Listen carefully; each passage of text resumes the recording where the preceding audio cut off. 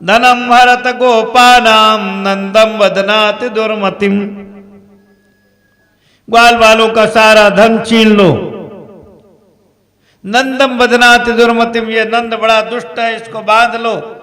Jail खाने में जाकर के वसुदेव देवकी का वध कर दो, कोई बचने न पावे। इन दोनों बालकों को मार डालो। ये सब बक रहा था और सोच रहा था कहीं पतली गली मिल जाए, हम भी भाग जाएं, क्यों प्राण सबको प्रिय होते। सिंहासन के पीछे देखा तो देखा भगवान खड़े हैं। जब देखा सिर पर काल खड़ा तो कंसासुर तत्काल उठा। जीने तो कहा निकल भागो, लेकिन तलवार निकाल उठा।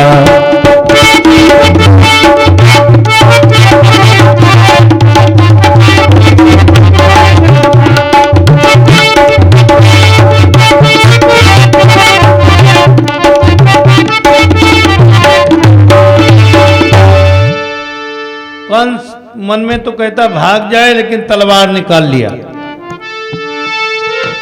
ज्यों त्यों कर कुछ साहस बांधा, तेगे को तनिक घुमाने लगा। इतने ही में कृष्ण का हाथ सिर के ऊपर मंडराने लगा।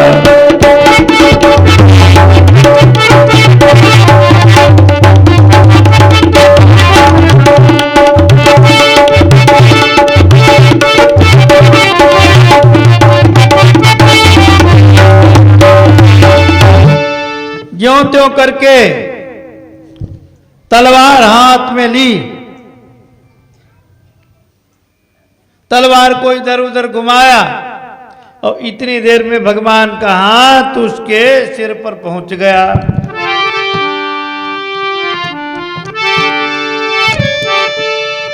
सिर ताज गिरा, सिर पेंच गिरे, सिर केश पड़े प्रभु के कर में।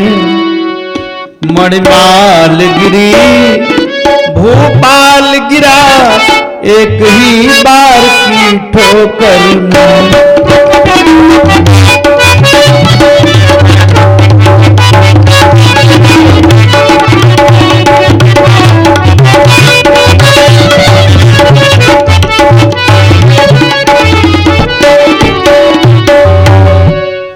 सिर का ताज गिर गया।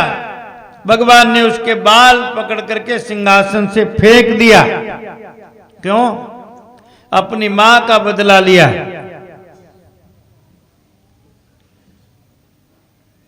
इसने विदाई के समय में आकाशवाणी जब हुई तो भगरीम हंत मारब्दा खड्ग पाणिन कचे गृहीत, बहन को मारने के लिए द्रौपदी देवकी को रथ से खींचा था। आज भगवान ने बदला ले लिया, कंस के बाल पकड़ करके फेंक दिया। और तस्यो परिष्टा स्वयं अब्जनाभा, उसके ऊपर भगवान खुद कूदे।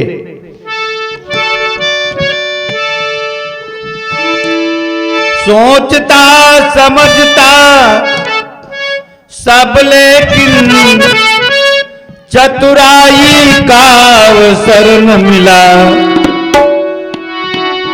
बचने के लाख उपाय किए, लेकिन प्राणों को घर न मिला।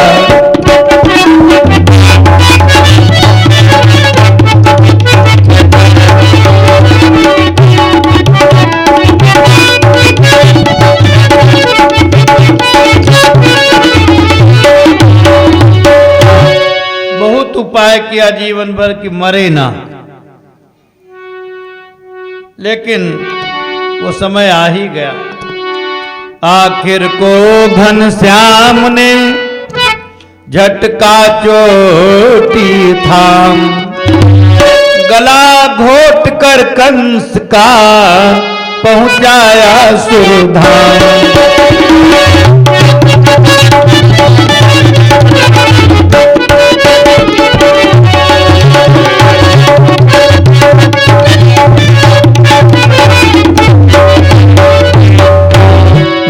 दिशाओं में हुआ सहसा जय जयकार।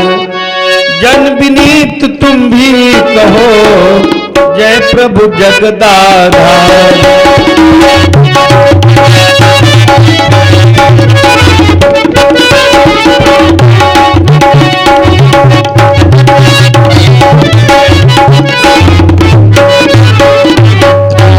दसों दिशाओं में जय जयकार हो गया, कंस मर गया। बोलो श्री वृंदावन बिहारी लाल की जय। अब कंस के मरने के बाद में कंस के और 8 भाई थे। कंस 9 भाई था, सगे 9 भाई और 5 बहनें। 8 भाई अस्त्र शस्त्र लेकर के कृष्ण बलराम पर धावा बोल देते। कृष्ण बलराम ने उन 8 को भी मार डाला। अब कंस की पत्नियां विलाप कर रही हैं और कहती है, हा नाथ प्रिय धर्मज्ञ करुणा भक्त वत्सल। हे नाथ, आप कितने धार्मिक थे। कंस को कंस की पत्नियां धार्मिक बताता। डाकू बदमाशों के घर के लोग उनको सज्जन नहीं समझते। भगवान ने कहा इनको धोने दो, चलो आगे चलते हैं। भगवान जेल खाने में गए और वसुदेव देवकी के हथकड़ी बेड़ी काटे। सच्चा पुत्र ये वो है जो माता पिता को अपने जीवन में कोई भी कष्ट न होने दे।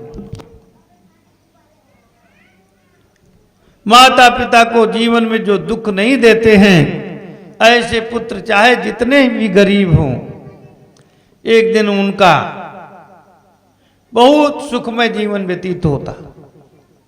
भगवान को वसुदेव जी ने गले से लगा लिया, बहुत रोए। भगवान बोले, पिताजी ये तो तुम्हारा प्रारब्ध था, इतने दिन तक जेल में रहे, पर अब तुम्हारा बेटा तुम्हारे पास आ गया है। हम पूरा प्रयास करेंगे तुम्हारे पूरे जीवन में तुमको बिल्कुल कष्ट नहीं होगा। भगवान ने आश्वस्त किया और फिर कहा, पिताजी नाना जी कहाँ हैं? उग्रसेन भी जेल में पड़े थे। तो वसुदेव जी ने कहा, पासे वाली बैरिक में है, कोई ज्यादा दूर नहीं है। उग्रसेन को भी निकाला। क्षौर कर्म कराया, अच्छे अच्छे वस्त्र पहनाए। फिर एक दिन शुभ मुहूर्त आया। भगवान ने उग्रसेन से कहा, नाना जी अब पुनः सिंहासन ग्रहण कीजिए, गद्दी पर बैठिए। उग्रसेन बोले, बेटा हम तो बूढ़े हो गए हैं, अब हम क्या राजगद्दी संभालेंगे, अब हमारी इच्छा है तुम राजगद्दी संभालो।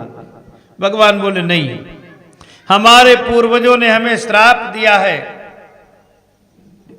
कि कोई यादव राजगद्दी पर नहीं बैठेगा, और हम अगर बैठेंगे तो पूर्वजों की अवज्ञा होगी, इसलिए हम सुरक्षा करेंगे, हम रक्षा विभाग देखेंगे।